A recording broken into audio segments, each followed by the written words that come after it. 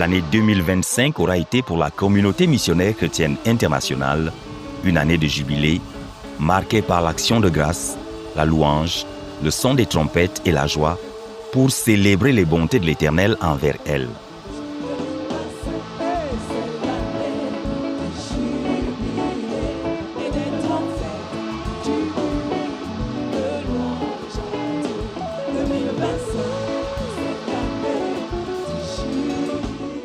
En effet, dans une lettre intitulée « Célébration du 50e anniversaire de la CMCI », écrite en Doumbie le 18 novembre 2024, le pasteur Théodore Andossé, le leader, invitait ses frères à se joindre à lui avec des cœurs pleins de gratitude et des horizons d'espoir pour célébrer le premier cinquantenaire de notre ministère en offrant notamment au Seigneur des sièges de louange et d'action de grâce.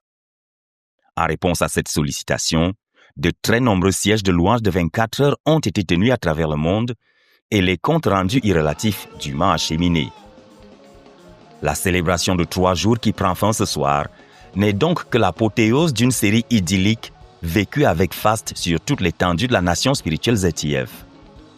Apothéose en effet, tant l'éclat des cérémonies aura ébloui les observateurs par le choix du cadre, le palais polyvalent des sports de Yaoundé, par l'abondance et la qualité des repas servis, par l'affluence croissante qui a franchi le cap des 15 000 participants dès le 2e jour, mais surtout par le contenu et la méthodologie des présentations. Dans ce papier, nous avons voulu jeter un coup d'œil rétrospectif sur l'une des tranches les plus touchantes de ces présentations, les recollections biographiques. Une grande partie de cette célébration pour nous, it's a biographical recollection of Brother Zach's life. C'est une recollection biographique de la vie du frère Zach. Quelle en est l'essence? Et que peut-on en retenir au moment où les lampions s'éteignent sur l'une des plus belles fêtes organisées par la CMCI ces dernières années? Ce qu'on en retient au tout premier plan, ce ne sont certainement pas les effluves émotionnels jaillis des cœurs touchés à chaque mention de noms ou d'événements évocateurs, aussi importants que puissent être ces souvenirs. Ce n'est pas non plus l'iconographie familiale FOMUM, projetée à maintes reprises pour diverses raisons. Il est vrai que selon les pédagogues, l'image aide à structurer la pensée tout en favorisant l'apprentissage. Mais ce qu'il faut retenir des présentations biographiques du jubilé, c'est leur rôle pédagogique pour les jeunes générations, en droite ligne avec la prescription on ne peut plus pertinente de l'Épître aux Hébreux, chapitre 13, verset 7, je cite, « Souvenez-vous de vos conducteurs qui vous ont annoncé la parole de Dieu. Considérez quelle a été la fin de leur vie et imitez leur foi. » Point n'est besoin d'être sociologue pour constater la perte de valeur du monde actuel. Il suffit de regarder autour de nous pour voir combien les modèles à imiter sont devenus rares. Et l'apôtre Paul de marteler aux Corinthiens et à ses chers Philippiens, « Je vous en conjure donc, soyez mes imitateurs. » 1 Corinthiens chapitre 4, verset 16. Soyez mes imitateurs comme je le suis moi-même de Christ.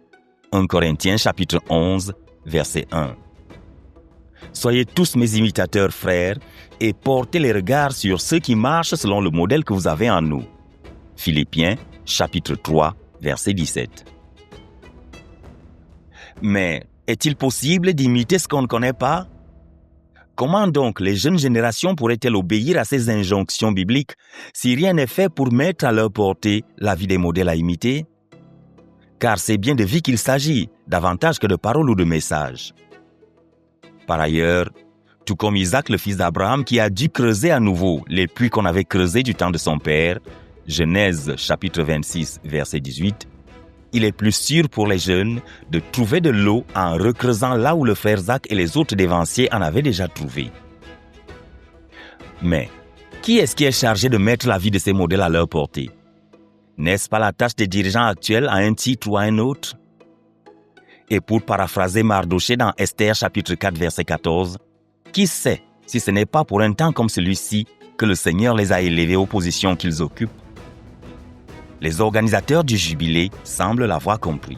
Dans cet almanach, In this almanac, tu as toute la vie du frère Zach, you have all of Brother Zach's life, de sa naissance from his birth jusqu'à son retour vers le Père. to his return to the Father.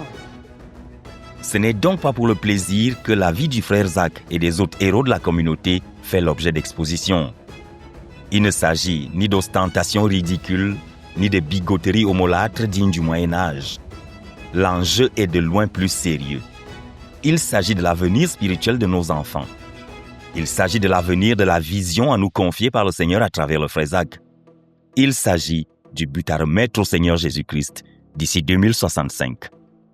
Du palais polyvalent des sports de Yaoundé pour la RTVC, Armand A. Akamba.